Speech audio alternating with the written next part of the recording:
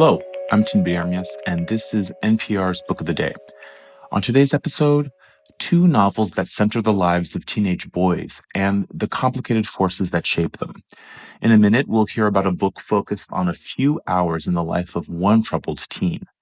But first, The Five Sorrowful Mysteries of Andy Africa by Stephen Buoro.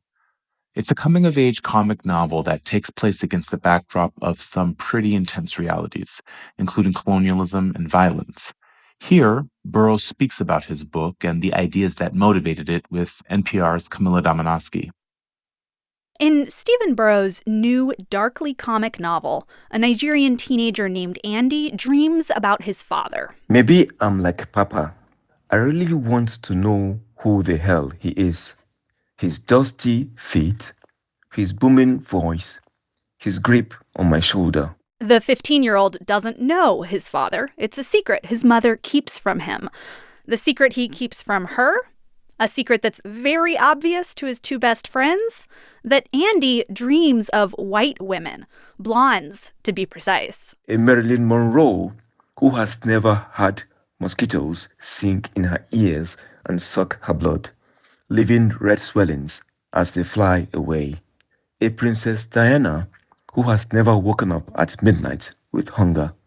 A Taylor Swift who has never experienced a blackout. That, of course, is Stephen Buoro, reading from his debut novel, The Five Sorrowful Mysteries of Andy Africa. Stephen, welcome. Thank you so much for joining us. Thank you so much for having me. Now, your book, the excerpt you just read, it's all in the voice of Andy. His nickname is Andy Africa. How did he get that nickname? So it's like a school assembly, and he makes some anti-African comments. And his teacher punishes him by giving him that nickname. Yeah. He hates being called Andy Africa for, is it some of the same reasons why he's, in some cases, really angry about living in Africa? Exactly, yes. I want to also ask a question about the very beginning of this book. The first words of the book are, "Dear white people." Why did you start like that? Yeah, the novel is just more about Andy trying to confess his obsession for whiteness, for blonde women and all that. And for me, confession is a very powerful process, right? Because, it contains acceptance, courage, and all that. And it also demonstrates vulnerability. And I come from a very strong Catholic background, and confession is a very big sacrament, actually, in the Catholic Church. And it just seemed very important, actually, for Andy to address this whiteness, these white people who have colonized him, who have forced all these ideas on him. Yeah, right. And he has this concept that he's come up with to help explain what to him is one of the mysteries in the book, which is why is his life, why is Africa the way that it is? HXVX. Can you explain that and tell us where you got that idea from? Andy often sees the huge problems that contemporary Africa experiences, Nigeria in particular. It's just so huge. It feels as if it's like a super force or something, like a kind of a god or something, or maybe a super villain, actually, that is actually trying to worsen things and worsen his own situation and all that. And the name for God of course, in the Old Testament, in the Bible, YHWH. So Andy decides to adopt that and to call the different issues plaguing Africa as the construct, which he calls HSVX. Yeah. So and some of these issues involving issues like slavery, colonialism, kleptocracy, the collapse of our indigenous governments and all that. Well, does it work? Does having this HexVex idea, this HXVX, does it make his life make more sense to him? I think it does. Because in the novel now, Andy uses different tools, right? Different devices. From mathematics, because he loves maths, and then poetry, and then science fiction.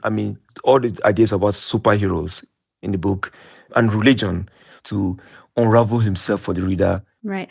Andy loves his mother, and he is so profoundly ashamed of her. And not just in like teenage boys are always embarrassed by their mother way, right? Like he also feels that she is too black, that she's not educated enough. He comments on the way that she smells sometimes, but then also, he loves the way that she smells other times. It's complicated. Exactly. And he's been fed all this stuff from Hollywood. I mean, Hollywood is so influential on, like, in helping teenagers like define their sense of self, the standards of beauty, and what are the ideals anyway. Yeah, so that feeling of shame, and I mean, about her blackness, and she's this very black woman, and whom he's supposed to be proud of, and he actually admits that, right?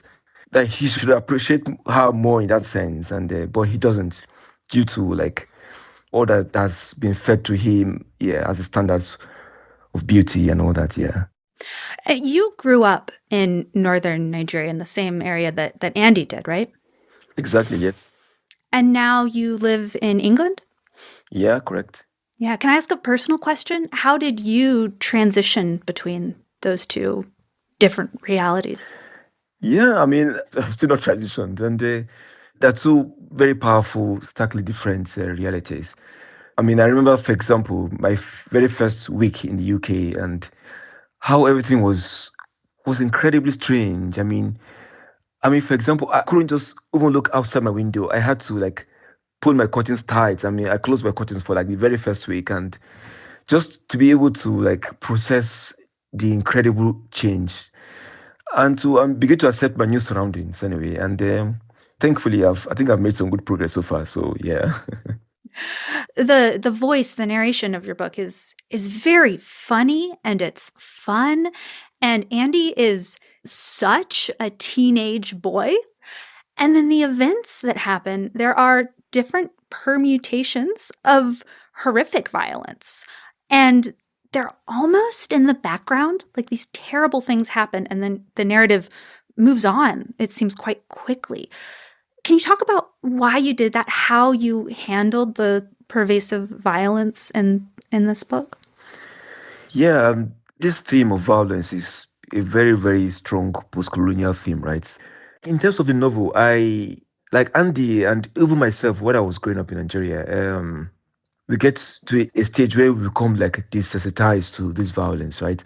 And then we just seem to move on as a form of like psychological defense mechanism, whatever, as just a way of coming to terms with these things and dealing with them.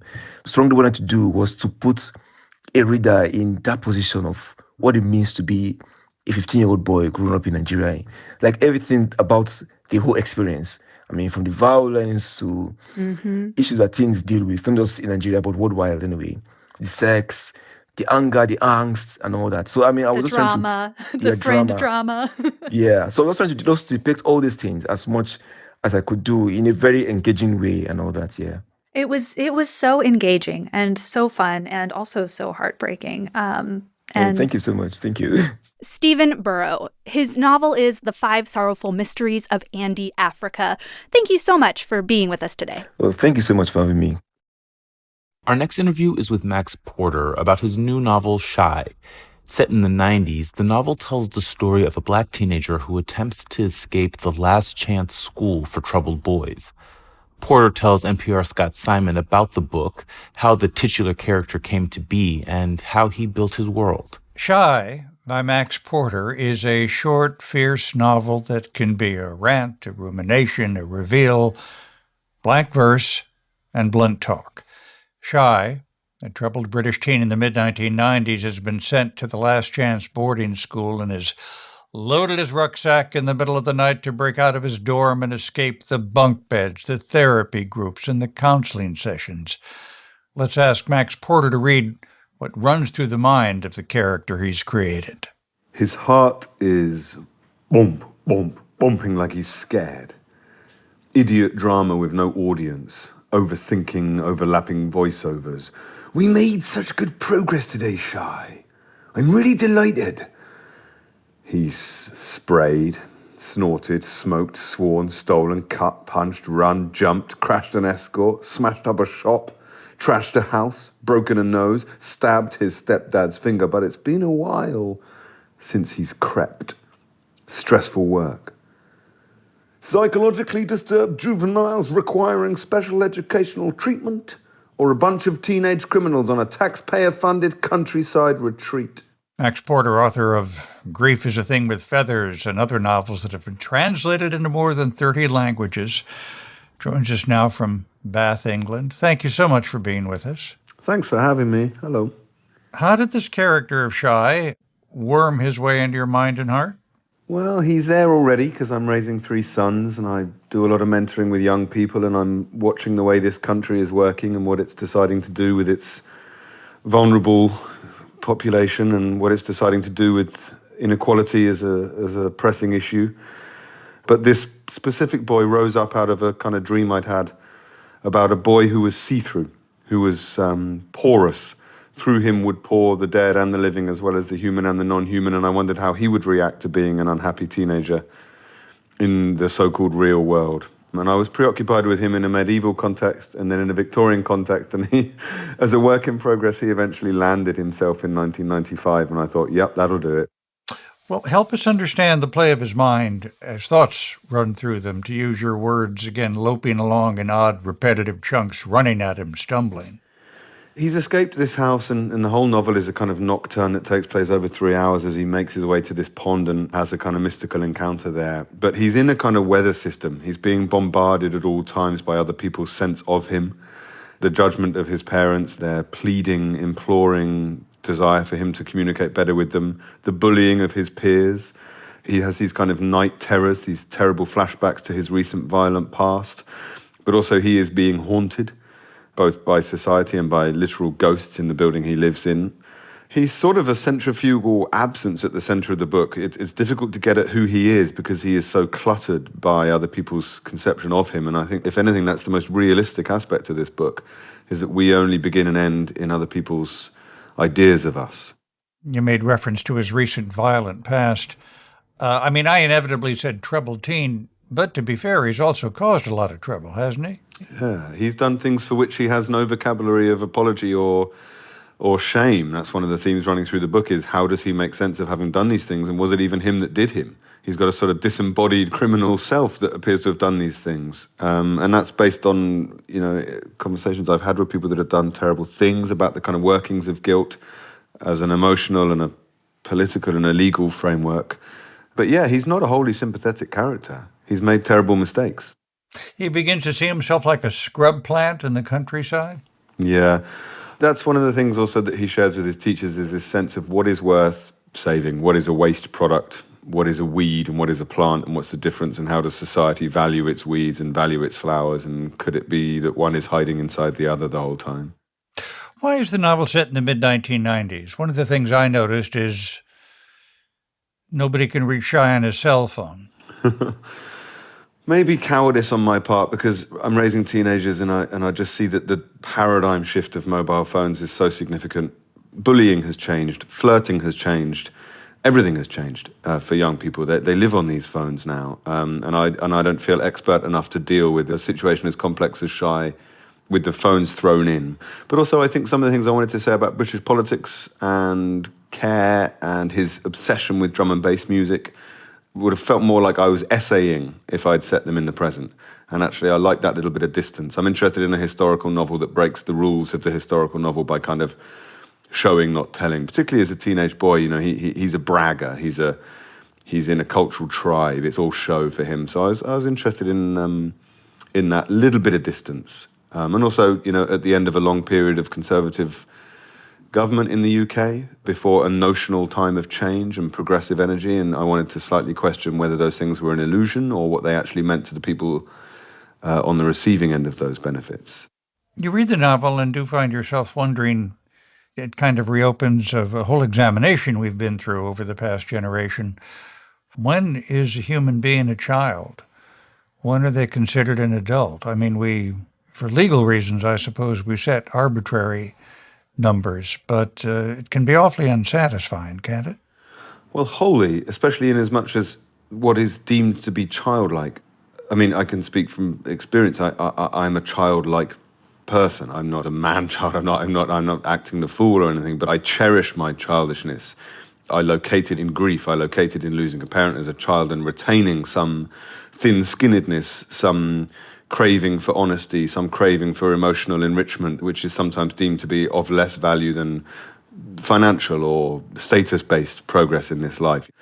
But I also think that also Shai, if you look at Shai and his peers in that place, they're actually achieving phenomenally accomplished examination among themselves, kind of proto-sophisticated examinations of race and class and gender that is denied us in adult life. We simply stop talking about those things, or we adopt a position in the cultural war and just scream at one another. Whereas they're like trees in the wood. They have a kind of nutrient base that they're sharing, and they're teasing out of one another in, I think, in like weirdly accomplished ways. Can I chance to ask you, how do you see Shai in 10 years or 30? The honest answer, if I'm being unguarded, I want Shai to be in love. I want someone to have found him that makes him feel loved and for whom he can define himself in a mirror position to, that he can, as I was, as other people I know have been, saved by love, not necessarily of an individual, maybe of a job or a pastime. You know, that's why I gave him this music, that his despair is always tethered, is organically connected to this unbelievable joy he feels at the music. So I see him running a little gardening company and being in love and maybe having children or not being able to have children or whatever, but just finding that actually someone sees him and loves him. Max Porter, his novel, Shai. Thank you so much for being with us. Thanks for having me. I really appreciate it. That's it for this week on NPR's Book of the Day. If you want more, you can sign up for our newsletter at npr.org/newsletter/books. I'm Tinbit Ermias. The podcast is produced by Isabella Gomez Sarmiento and edited by Megan Sullivan. Our founding editor is Petra Mayer. The show elements for this week were produced and edited by Elena Burnett, Courtney Dorning, Alejandra Marquez Hanse, Patrick Jaron Watananen, Julie Deppenbrock, Rina Idvani, Lily Quiroz, Jan Johnson, Ryan Bank, Melissa Gray, Gabriel Donatov, and Ed McNulty. Beth Donovan is our managing editor. Thanks so much for listening.